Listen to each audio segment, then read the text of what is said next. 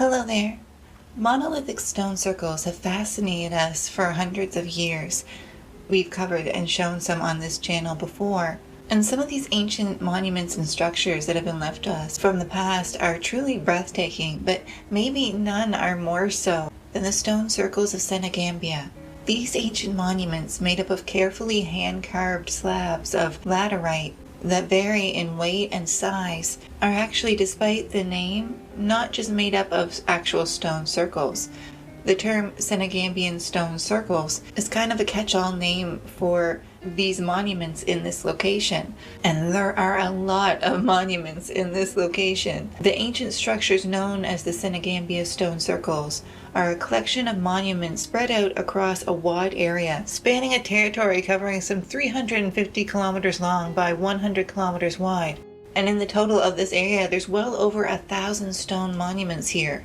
But I should stop and say here too that even though I think sometimes, especially here us in the West, when we think of ancient stone circles and monolithic structures like this, we think of Europe, the Senegambia Stone Circles are in Africa. The name Senegambia comes from the two countries from which this region of monuments gets its home, the modern-day nations of Senegal and Gambia. And to be honest, there's still a lot of mystery about these ancient structures and who built them and why. And I will make it clear too, it's not just stone that these mysterious ancient people have left us behind. They also left so much more personal effects for us to learn from. And these remains of the actual human ancestors that may have built these amazing structures both shed some light on this place and also raise a few disturbing questions. But we'll get into all that. We'll get into too what we know of this place, and I'll be honest with you guys, this one's going to be a little bit of a shorter one because we still have a ton of questions about this spot. But first, let me say welcome. Thank you so much for being here. Welcome to Lost Bits. I am Marie. I am your host. Welcome to the place where we talk about unusual and mysterious parts from our past together. And I'm so excited to share with you a little bit of the stone circles of Senegambia. These circles and monuments are absolutely fascinating. They raise a lot of questions, and you'll notice I haven't mentioned a date for them yet. That's actually a little complicated. Like I said, we're going to talk about all that. And it's wonderful. We're going to jump into a little bit more African history. We don't come here enough, and I'm so excited to... Oh my goodness, you guys are going to love these. These are so cool. They're so distinctive. They're very, very unique. And we know just enough here to get the mind racing, but too little to be able to answer any of my big questions. So let's do it. Let's do it. We're ready for some mysterious African bits. This is going to be fantastic. Oh my goodness.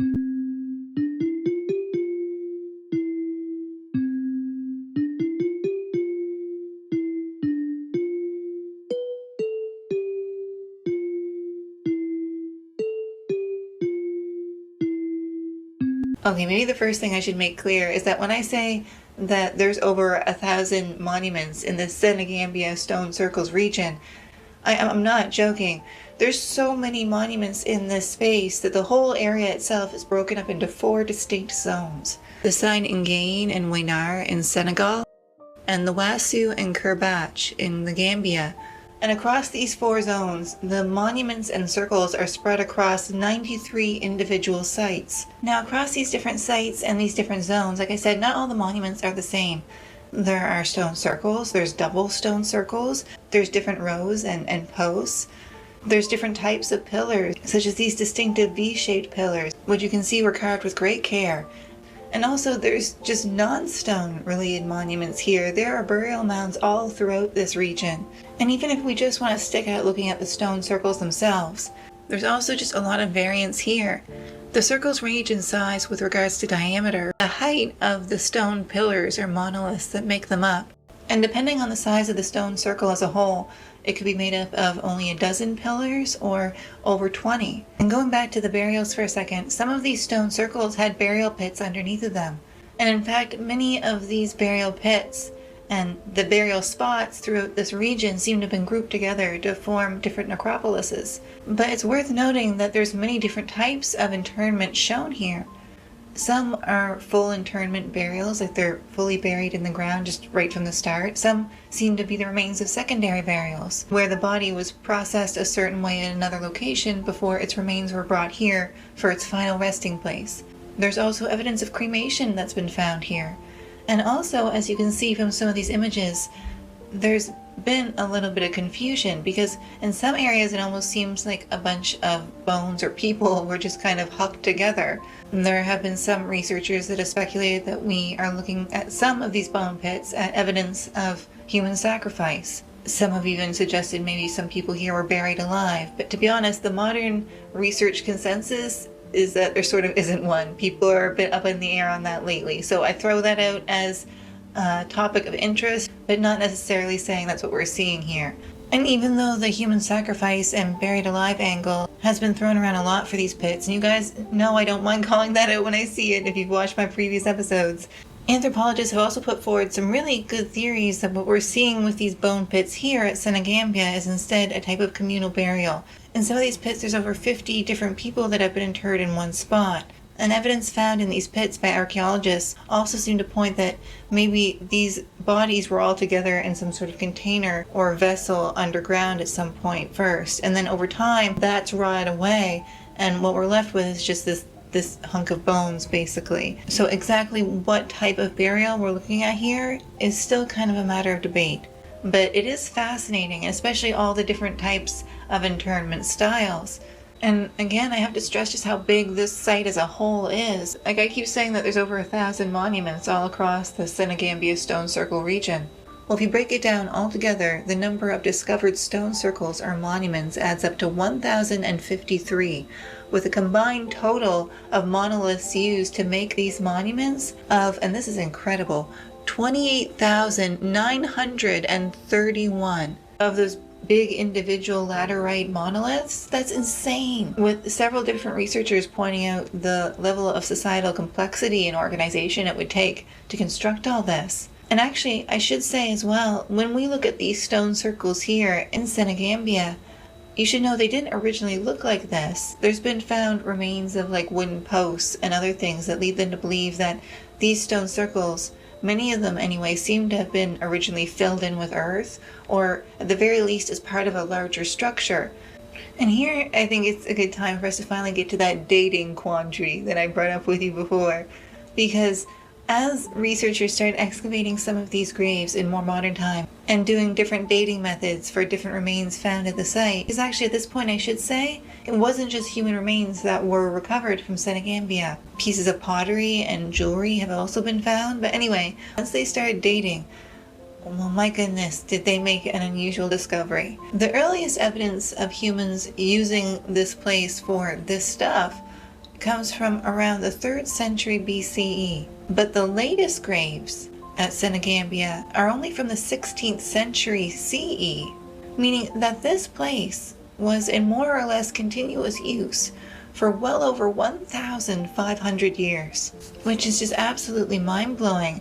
And taking that into context with the different types of internment and things found here at Senegambia, most historians now feel that what we're seeing here is the evidence of different people groups and different cultures coming here and using this same spot communally for over a very long period of time.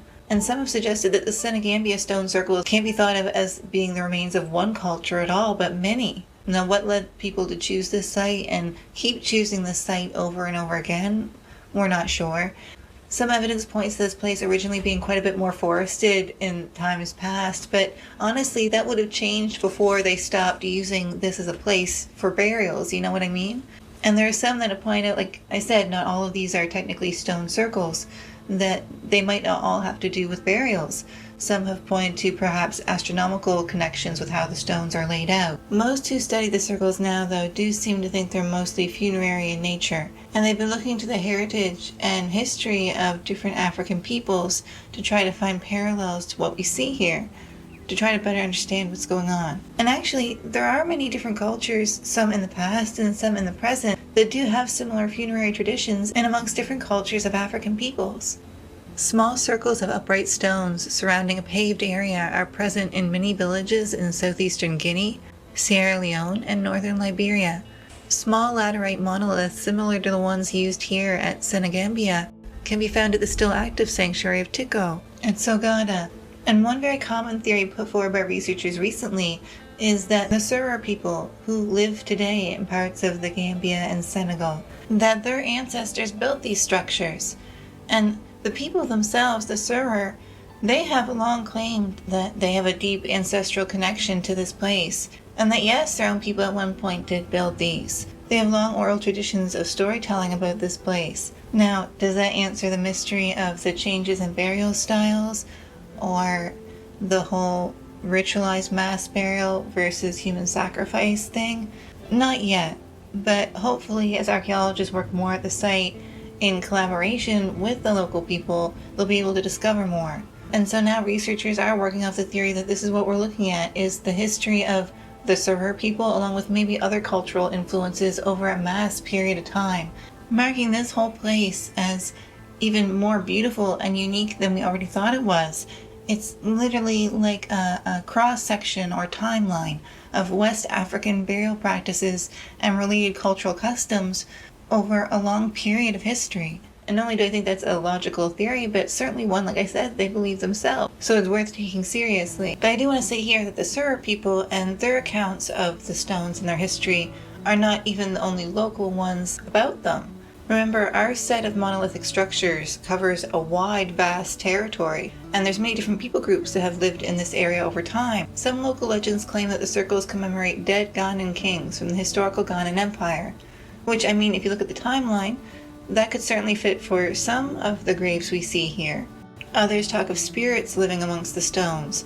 As recently as the early 1900s, archaeologists excavating part of the circles in one of the zones was greeted by angry locals who felt that an earth spirit lived there, and disturbing the ground would disturb the spirit. In more modern times, archaeologists and anthropologists have put forth theories that the burials and the stone circles that we see here might all have to do in some way with sun worship, bringing it back to astronomical connections. And so you can see we have a lot of different theories here. Also, I should say too, when I talk about this whole place as being grouped necropolises, or as it being multiple graveyards used over a long period of time by West African peoples, that itself can mean many different things. Does that mean that these were all peoples that were connected to each other and knew each other in different cultural groups that were related?